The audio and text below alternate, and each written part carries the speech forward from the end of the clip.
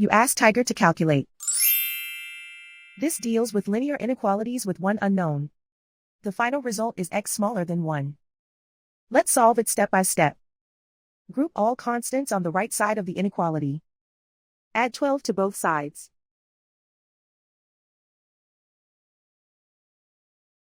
Simplify the arithmetic.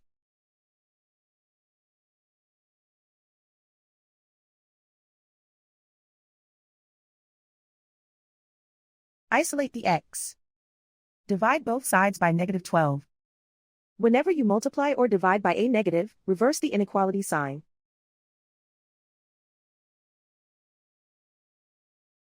Cancel out the negatives.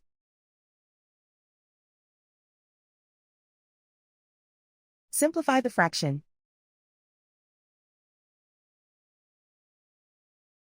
Cancel out the negatives.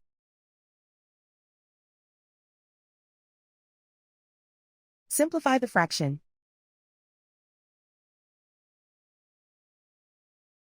Plot the solution on a coordinate grid. And so the final result is x smaller than 1.